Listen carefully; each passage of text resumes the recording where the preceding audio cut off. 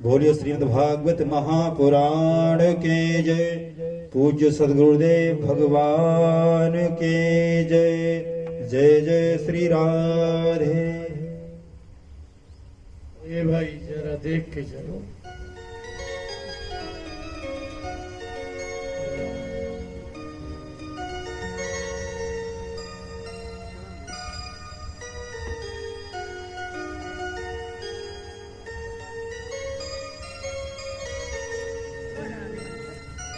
चले इसको और ठीक है।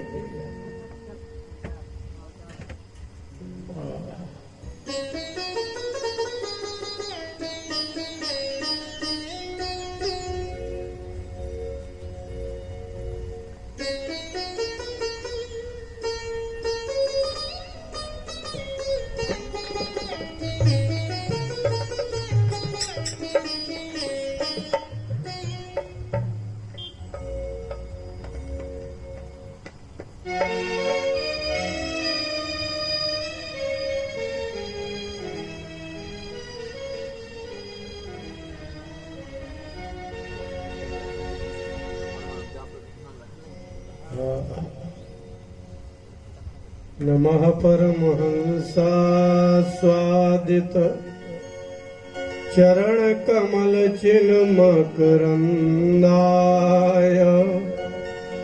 भक्त जन मानस निवासाय श्री रामचंद्राय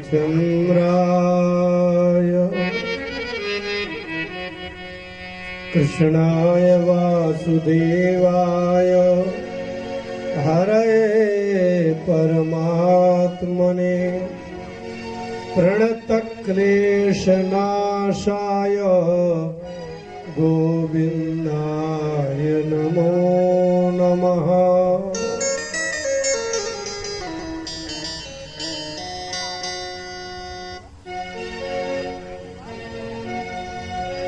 राम राघव राम राघव राम राघव पाहि मां।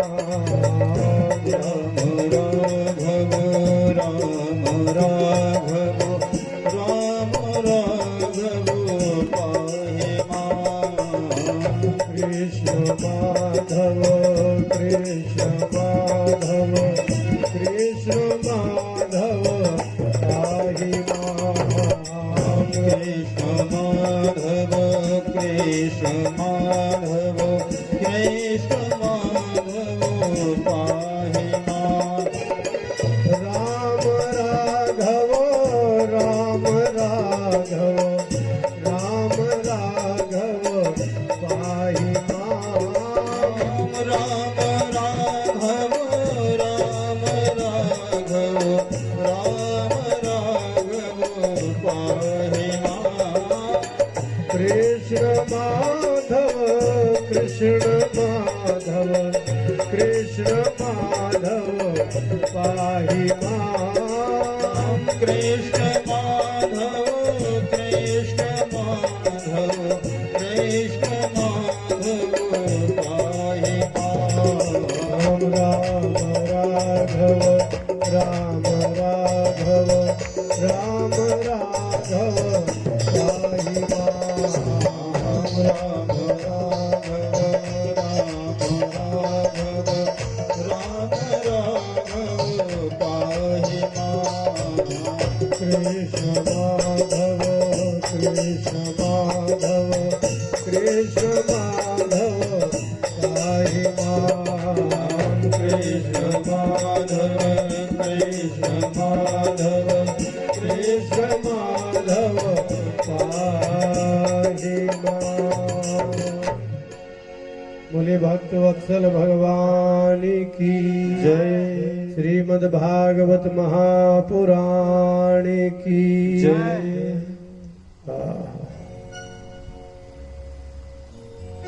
मोरी दीनता काहे न देखो।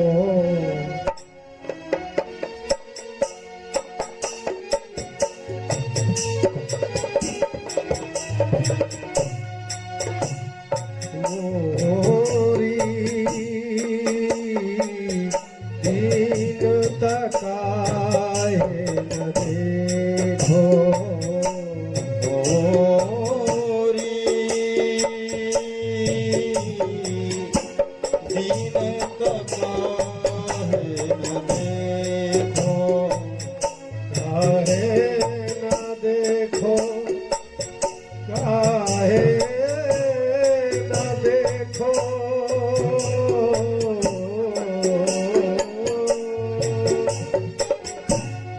मोरी दीनता काहे न देखो मोरी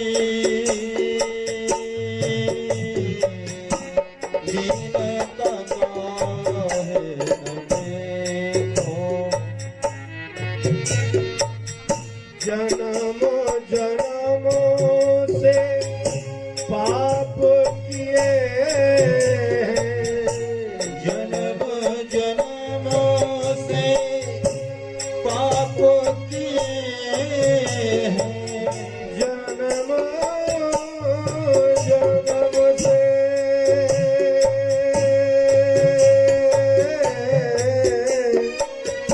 पाप किए हैं जन्म से पाप किए हैं पापी काहे न देखो पापी काहे न देखो मोरी दीनता काहे न देखो मोरी दीनता काहे न देखो इतनो तो प्रभु कहु मोहि तुम इतनो तो प्रभु कहो मोहि तुम इतनो तो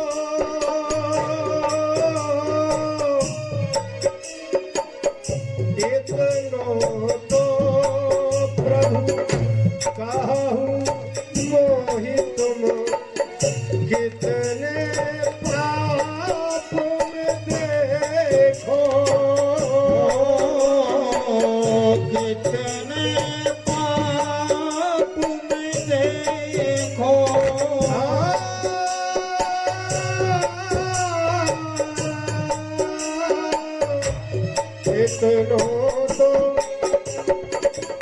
इतनो तो प्रभु कहु मोहि तुम इतना ही बता दो कितने पाप करें कि तुम हमारे तरफ देख लो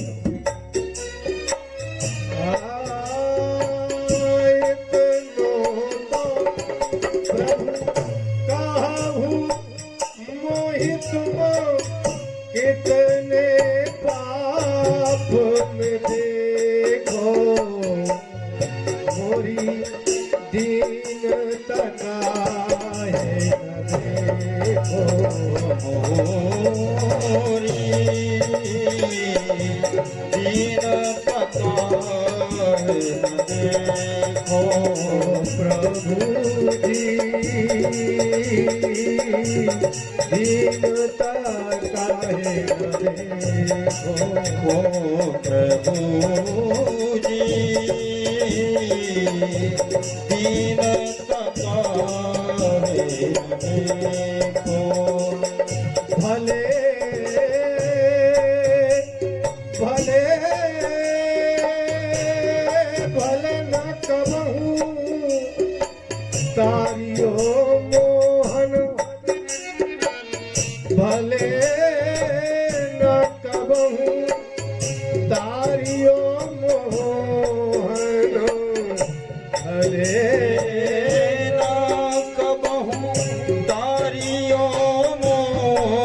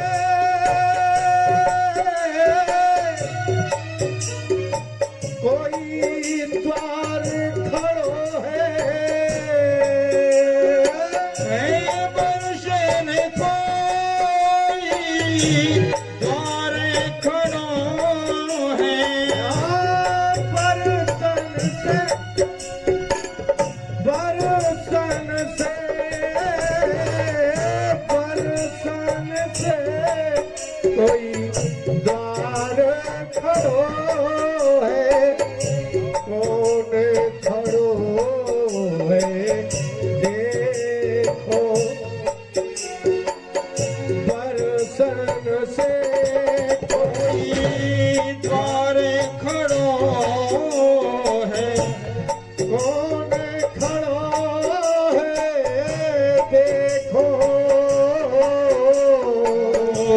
कौन खड़ा है देखो,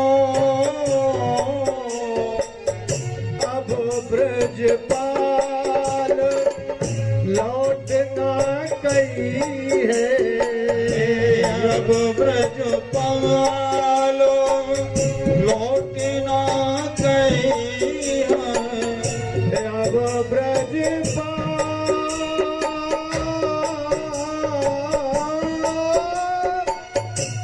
अब ब्रजपाल लौट ना गई हो, एक बार प्रभु देखो, एक बार प्रभु देखो, देखो देखो अब ब्रजपाल लौट गई हो, एक बार प्रभु देखो, मोरी दीनता काहे न देखो,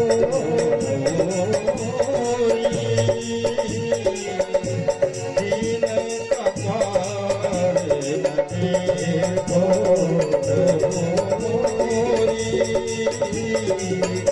दीन कपाल देखो, दीनता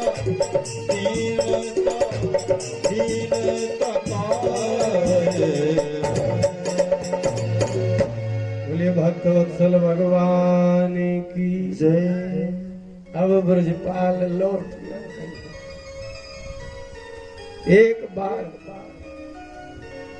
जब आदमी कहते कहते थक जाता है अब ऐसा होता है।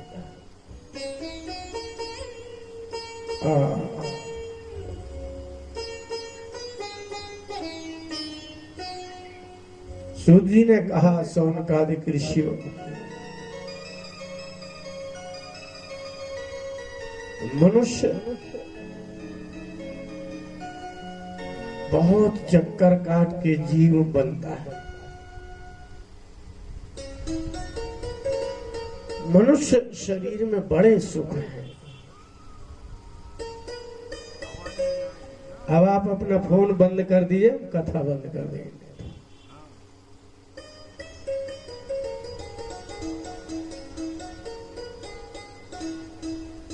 बहुत कठिन है।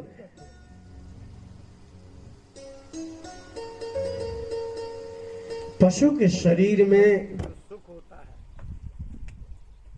चालू है क्या रे? इसको बंद कर दो। चालू है? नहीं, वो काट देंगे। चालू ही बना रहे। आपका फोन अच्छा है।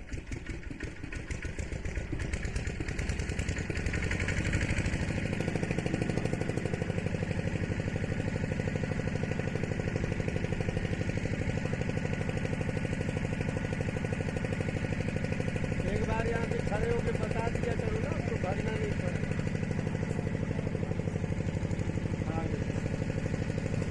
हेलो, अब आप ही खुद विचार करो। आपके पास गाय है, भैंस है, कुत्ता है, बिल्ली है। ऐसी गर्मी में इतना पानी प्यास कहाँ है? इसलिए मनुष्य शरीर में बड़े सुख है। और इतने गजब सुख है कि आप वस्त्र पहन रहे हो, पानी भी खोद के पी रहे हो।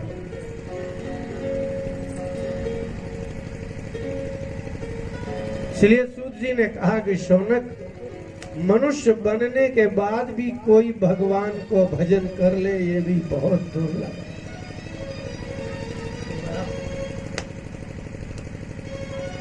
और थोड़ी दुर्लभ नहीं है, बहुत दुर्लभ है। आप अपने से अंदाज लगा लीजिए, आपके शरीर कितने बूढ़े हो गए, मन लगता है भजन?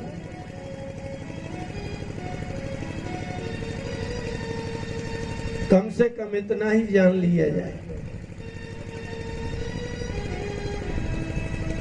जन्माद्यस्य यतोऽन्वयादितरतश्च चार्थेष्वभिज्ञः स्वराट् तेने ब्रह्म हृदय आदिकवये मुह्यन्ति यत् सूरयः तेजो वारिमृदां यथा विनिमयो यत्र त्रिसर्गो मृषा धाम्ना स्वेन सदा निरस्तकुहकं सत्यं परम धीमहि। व्यास जी ने भागवत का प्रारंभ सत्य से किया, जो आप न तो बोलते हो न बोलना चाहते हैं। व्यास जी ने कहा कि ये सृष्टि असत्य से नहीं हुई। आप असत्य बोल रहे हो, लेकिन ये सृष्टि असत्य से नहीं हुई।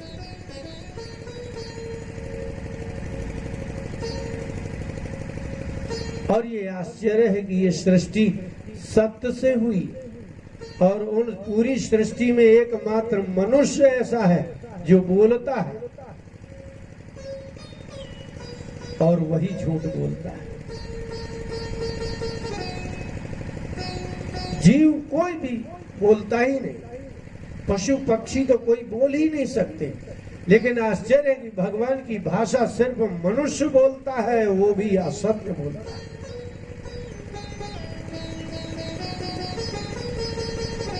और वह सारी सृष्टि जन्माद्य से संपूर्ण सृष्टि की उत्पत्ति ही सत्य से हुई है, और इसलिए आप लोग सत्य सुनना ही चाहते हैं, क्योंकि आपकी सृष्टि सत्य से हुई है। आप असत्य सुनना ही कहाँ चाहते हैं। आपसे कोई जब असत्य बोलता है तो आपको क्रोध आता है। इसका मतलब जन्म से ही आपको यह है कि हमसे कोई झूठ ना बोले। ये प्रमाण है कि सृष्टि सत्य से हुई है। ये बात अलग है कि आप असत्य बोलते हो, लेकिन आप असत्य सुन नहीं सकते।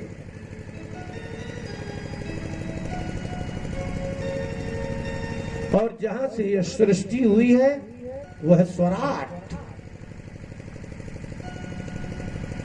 स्वराट है। स्वराट का तात्पर्य है कि आपको जो बताना पड़ता है, जब आप उत्पन्न होते हैं तो आपको बताना पड़ता है, सिखाना पड़ता है, इसलिए आप यहाँ की भाषा बोलते हो। अगर कोई विदेश में पैदा हो तो विदेश की भाषा बोलेगा। आपको शिक्षित करना पड़ता है तब आप बोलते हो, लेकिन भगवान तो स्वराट है।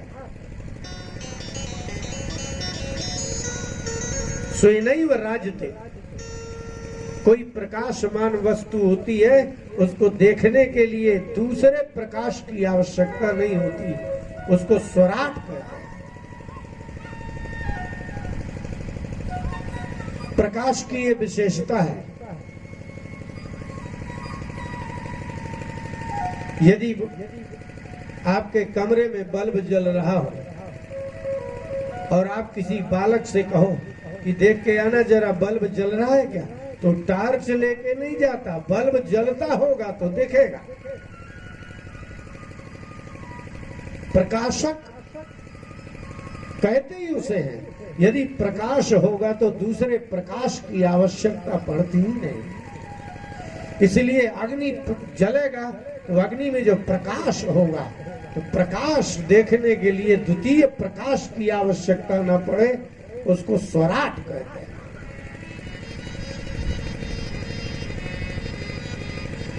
और उस जिसे आप सत्य कहते हैं, उसमें एक बड़ा दिव्य सद्गुण है। क्या? कि उसमें वेद है।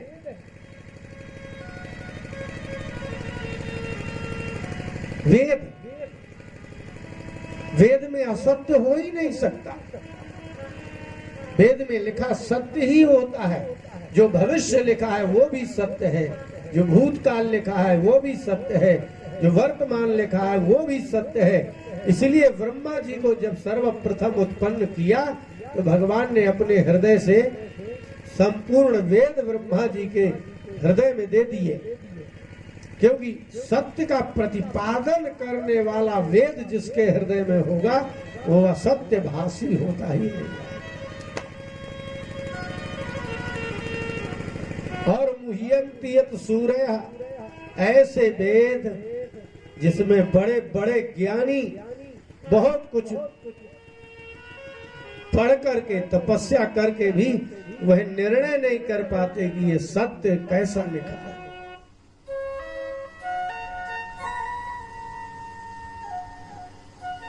वेद का ज्ञान होना बहुत कठिन है। हम पढ़ाते हैं व्याकरण वेद की, पता है कि उसका व्याकरण बहुत कठिन है। और सबसे बड़ी बात तो ये है, तेजो वारि मृदाम यथा विनिमय। विनिमय माने परिवर्तन। जब घोर अंधकार होता है तो आपको कुछ भ्रम नहीं हो सकता। घोर अंधकार में कुछ दिखता ही नहीं है तो भ्रम भी कैसे होगा। कोई खड़ा है दिखता ही नहीं है, भ्रम होता ही वहां है जब कुछ दिखता है, कम प्रकाश हो और कुछ पड़ा होगा तो आपको भ्रम होगा। लेकिन जब कुछ भी ना दिखता हो, अपना हाथ भी ना दिखता हो, उसको भ्रम होता ही नहीं। और संसार का सर्वप्रथम स्वरूप है कि पशु पक्षियों से लेकर मनुष्य तक भ्रम ही भ्रम है, विनिमय है। जैसे अभी गर्मी के दिन आएंगे, रोड में आप देखना पानी ही पानी दिखेगा तो पहाड़ को,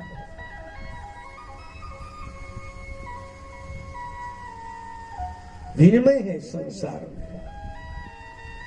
त्रिसर्ग है, ये तीन प्रकार की सृष्टि है, अदला बदली होती ही रहती है।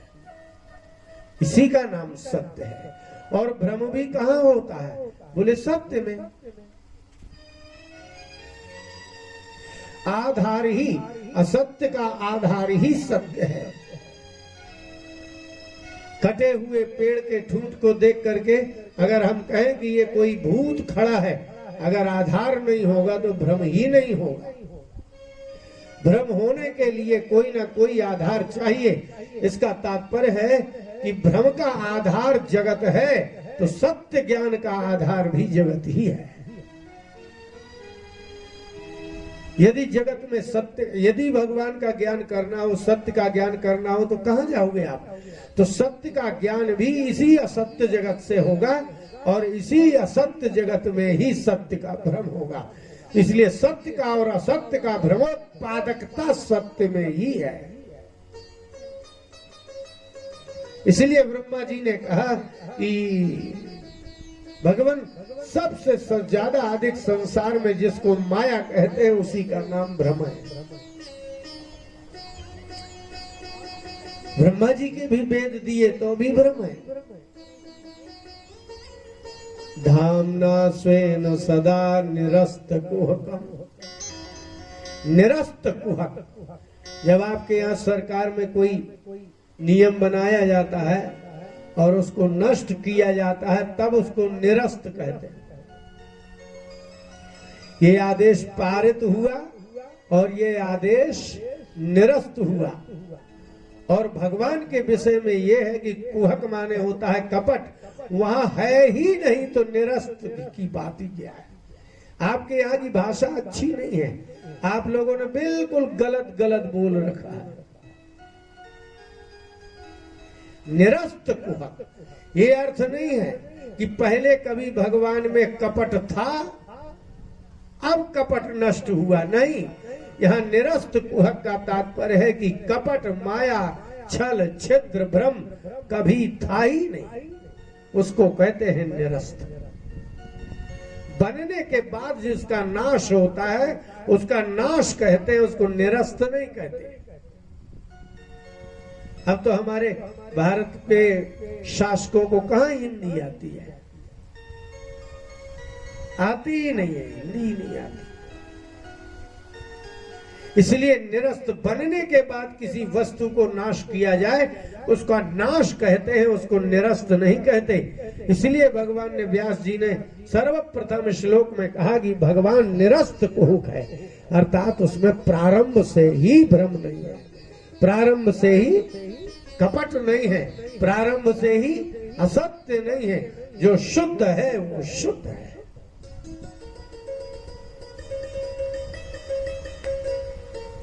तुलसीदास जी ने उत्तरकांड में एक चौपाई ली,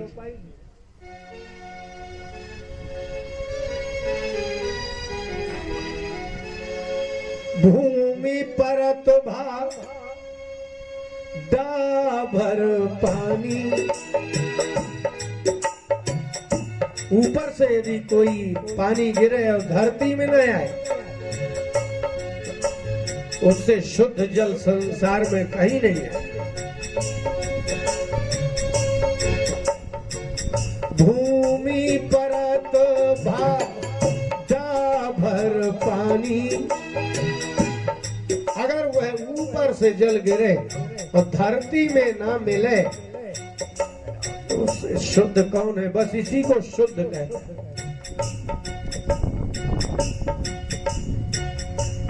काकभूषुंड जी और गरुड़ जी का संवाद है। जीव शुद्ध है। कैसा शुद्ध है? शुद्ध का कोई उदाहरण थोड़ी होता है। आपके पास शुद्ध का कोई उदाहरण नहीं है। आपसे कहा जाए कि घी शुद्ध है, इसका क्या उदाहरण है? शुद्ध का दूसरा कोई उदाहरण ही नहीं होता, शुद्ध शुद्ध होता। इसलिए गरुड़ जी ने कहा कि जीव शुद्ध है, इसको कैसे कहेंगे आप? तो काकभूषुंड जी ने कहा शुद्ध कहते ही उसको है जो पृथ्वी में ना मिला हो। ऊपर से जल गिरे और पृथ्वी में ना मिले तो पृथ्वी में मिलने के 1 इंच पहले तक जैसे आकाश पतित जल बिंदु शुद्ध होता है, इसी का नाम शुद्ध है। भूमि परत डाभर पानी, फिर अगर भूमि में मिला तो डबरा हो गया।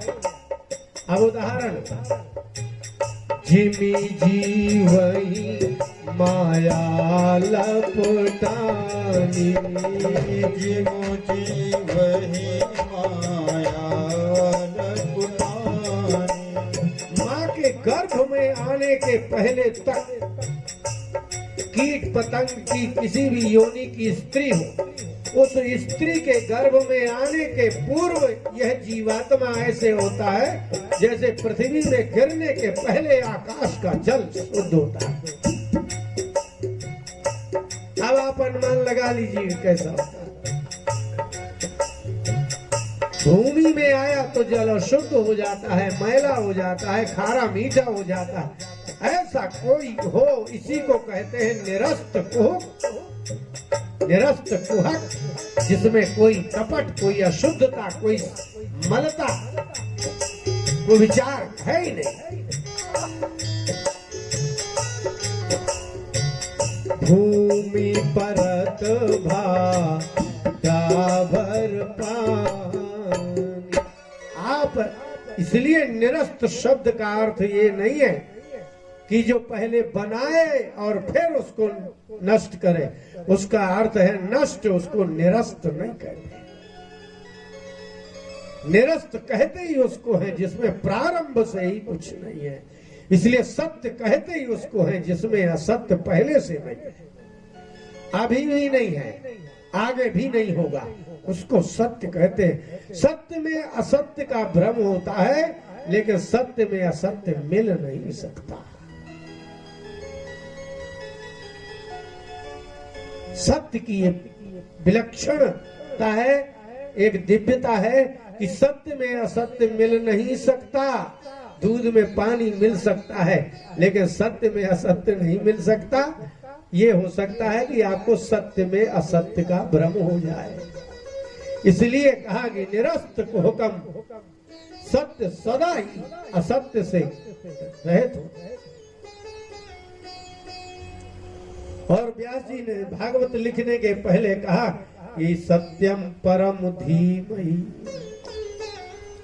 इस श्लोक में 100 अर्थ है, 100 मैंने पढ़े और बहुत कुछ पढ़ाए। बालाघाट की कथा में जनार्दन द्विवेदी जी को पढ़ाए। एक एक पद के निरस्त कुहक के 100 अर्थ, सत्य के 100 अर्थ। कितना! इसलिए व्यास जी ने कहा कि आप ये ईश्वर है, वो ईश्वर है, वो ईश्वर छोड़ो, सत्य ही ईश्वर है। और आपके वश की बात हो तो सत्य जानो। और संसार में ऐसा मनुष्य खोजना कठिन है जो सत्य के लिए खोजने के लिए निकला हो। रोटी को खोजने निकलेंगे, नौकरी खोजने निकलेंगे, कोई सत्य खोजने कभी निकलते ही नहीं। और जो निकले हैं, कबीरदास निकले, बुद्ध निकले, बहुत निकले, लेकिन वो जो एक बार निकले तो लौट के सत्य में आए नहीं।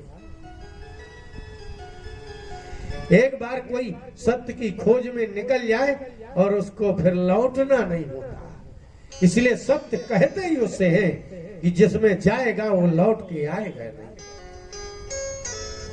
एक बार असत्य को त्यागेगा, एक बार असत्य को जानेगा, फिर लौटेगा कैसे? आपका भाई, आपकी पत्नी, पुत्र, मित्र एक बार झूठ बोल दे, आपको विश्वास नहीं होता। आज महाभारत पढ़ा रहे थे, सावित्री ने यमराज से कहा कि जो आदमी अपने आप पर विश्वास नहीं करता वो महात्माओं की बात पर विश्वास करता है। महात्मा सत्य जानने वाले की इतनी दिव्य प्रतिष्ठा है कि जिस आदमी को अपने पर विश्वास नहीं होता, लेकिन महात्मा जो कह दे उसको विश्वास होता है। इसका मतलब है कि सत्य तो कोई कोई जानता, सब नहीं। शौनकादिक ऋषियों ने कहा कि भगवान त्वया खलु पुराणानि सेतिहासानि चानघ आख्यातप्यन्यधीतानि। हे भगवान, आपने तो इतिहास, वेद, पुराण पढ़े। वक्ता बिना पढ़ा लिखा होगा तो उसकी जो दुर्दशा होगी वही श्रोता की होगी। पक्का। इसलिए ये जो भागवत के प्रवक्ता सूत हैं, रामायण के प्रवक्ता याज्ञवल्क्य हैं, काकभूषुंड हैं, शिवजी हैं, ये वो हैं जो सत्य को जानते हैं। ना जाने तो कम से कम पढ़ा लिखा तो हो। सूत जी से कहा कि त्वया खलु पुराणानि सेतिहासानि चानघ। हे अनग, आपने सारे इतिहास पढ़ लिए, सारे पुराण पढ़ लिए, आख्यातानि कहे भी है और अधीता पढ़े भी है। इसलिए आप शास्त्रों का रहस्य जानते हो। इसलिए सारम सारम समुद्धृतम, सारे शास्त्रों का सार सार लेकर के आप हमको सुना दीजिए।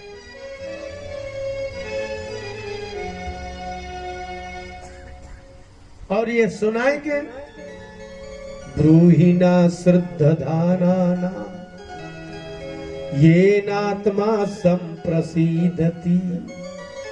हम श्रद्धालु हैं और जब कोई पुराणों को, वेद को, इतिहास को, उपनिषद को श्रद्धा से सुनता है तो फल क्या है? बोले ये नात्मा संप्रसीदति। श्रद्धा से सुना जाए तो आत्मा प्रसन्न होता है।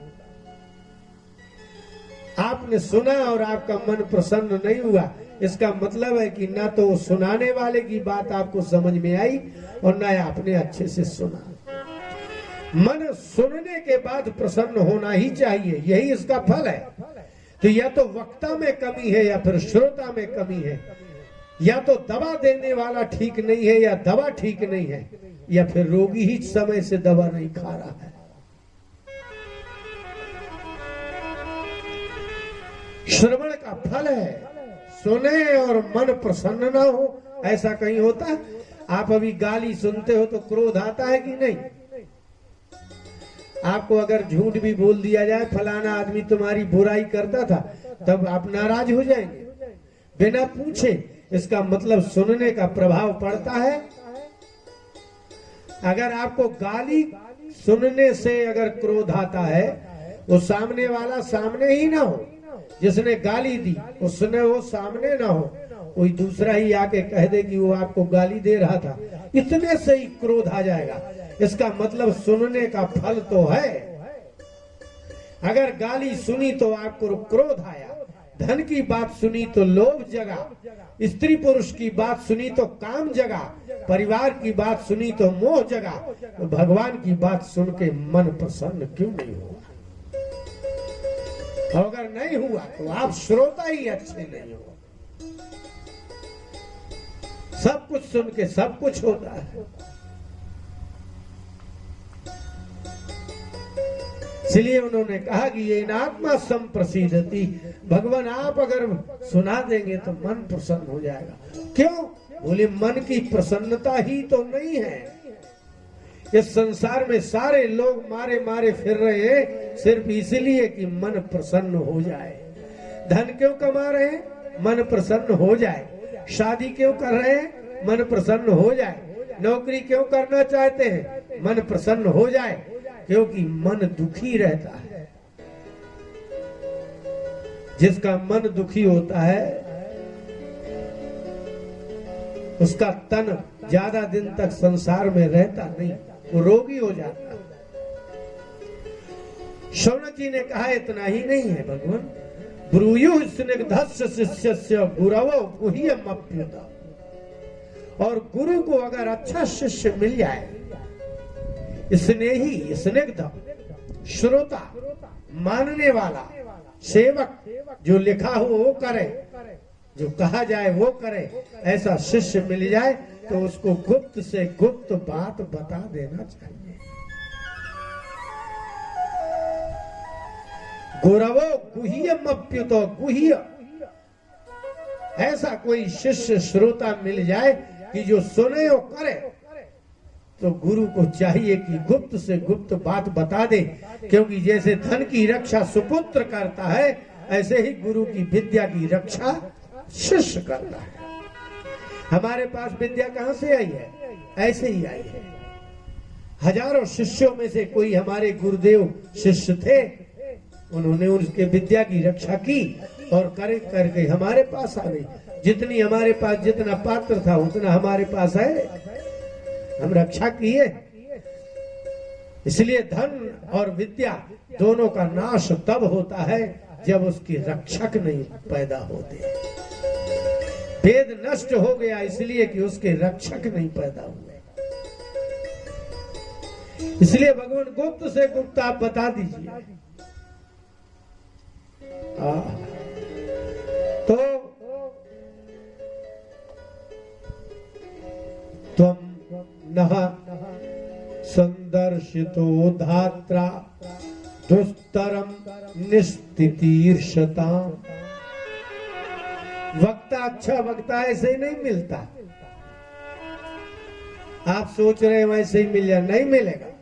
शौनक जी ने कहा कि धात्रा संदर्शिता, हे सूत जी, विधाता ने बड़ी कृपा की कि आपको हमारे सामने भेज दिया, अब हम संसार निश्चित ही तर जाएंगे।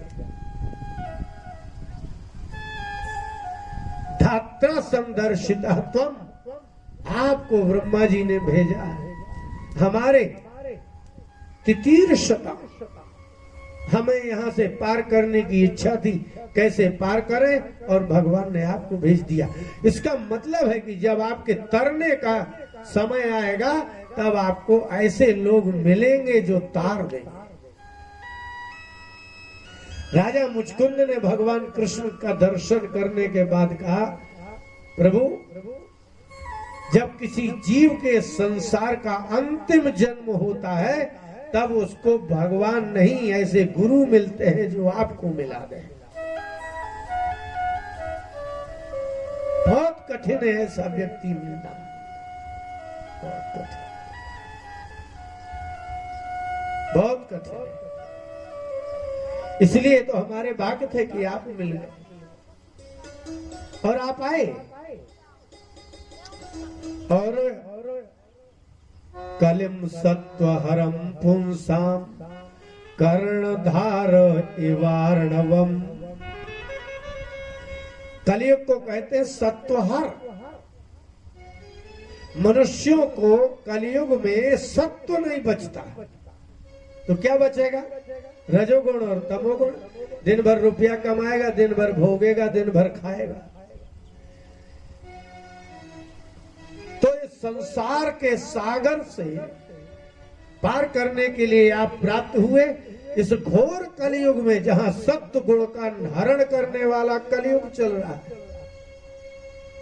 कलिम सत्व हरम पुरुषाम। सत्व गुण का नाश करने वाले कलियुग में सूत जी आप अगर हम लोगों को मिल गए हैं तो ये तो भगवान की कृपा है। सत्व गुण का उद्भाषक, इसलिए इसको कहते हैं प्रकाशक। भगवान ने गीता में कहा कि अर्जुन सत्वात् संजायते ज्ञानम। रजोगुण और तमोगुण से ज्ञान नहीं होता। रजोगुण से भोग की कामना होती है, तमोगुण से क्रोध होता है। काम और क्रोध में ज्ञान नहीं पैदा होता। तो बोले सत्वात् संजायते ज्ञानम। ज्ञान तो सत्व गुण होगा मन में तो ही आपकी इच्छा होगी, नहीं तो ज्ञान रुकता नहीं।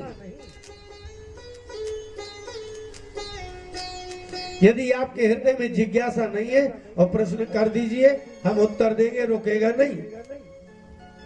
इसलिए सत्व गुण स्थित हो और आपके अंदर हृदय में जिज्ञासा हो, जानने की इच्छा हो। अब कोई आपको बताएगा तो भुलाया नहीं भूलेगा। हमने अच्छा से खूब अनुभव किया। हम जिस दिन गुरुजी से पढ़ते रहते, यदि रात में जल्दी उठ जाते थे, 2-2:30 बजे उठ गए, तो जिस दिन नींद आती थी अंदर, उस दिन गुरुजी का पढ़ाया बिल्कुल नहीं पता चला कि क्या पढ़ा गए। लेकिन जिस दिन अंदर से जागृत रहते थे, एक बार बताया नहीं कि वो आज तक नहीं भूला।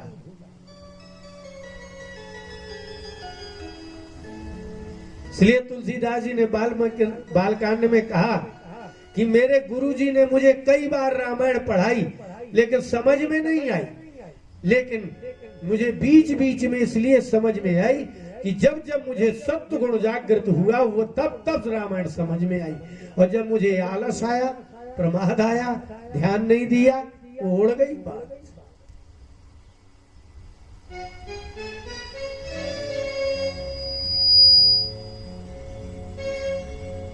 तदपि कही गुरु बारहि बारा। तदपि कही गुरु बारहि बारा। माता पिता दयालु नहीं होते, मोही होते हैं। गुरु ही एक ऐसे हैं।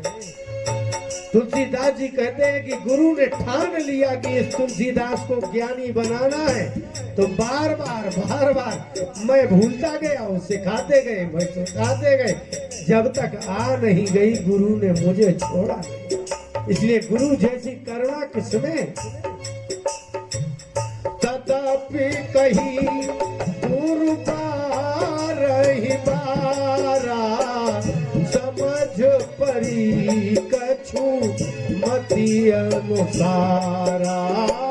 समझ परी कछु मति अनुसारा। लेकिन मुझे समझ में तो उतनी ही आई। बार बार क्यों कहना पड़ा गुरु को? क्योंकि मुझे रजोगुण और तमोगुण, कलियुग सबसे पहले सत्व गुण का नाश करता है। आपकी बुद्धि भ्रष्ट कर दी उसने। आलस आएगा, प्रमाद आएगा। और ज्ञान के लिए तो सतर्कता चाहिए, सत्व गुण चाहिए, जिज्ञासा चाहिए, श्रद्धा चाहिए। सत्व गुण में श्रद्धा, जिज्ञासा, सतर्कता, उन्माद, प्रमाद, लिप्सा, करना पाटो कुछ नहीं हो।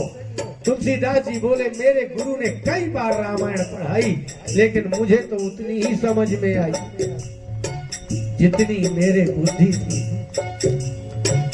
समझ परी कछु मति अनुसारा।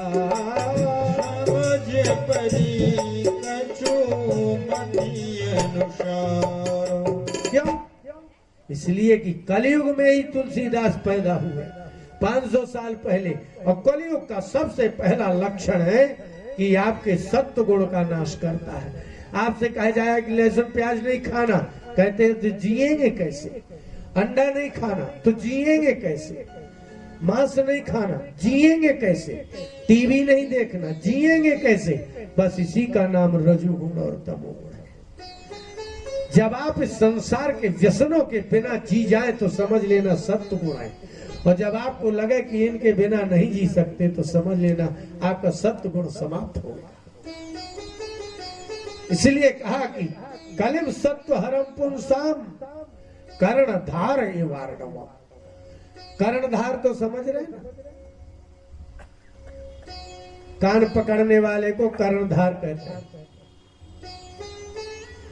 लेकिन नाव को चलाने वाले को कर्णधार कहते हैं। जैसे समुद्र में डूबती हुई नाव हो और उसका कर्णधार कुशल हो और वह समुद्र को ले जाए और समुद्र में ले आए, लौट के तट में ले जाए।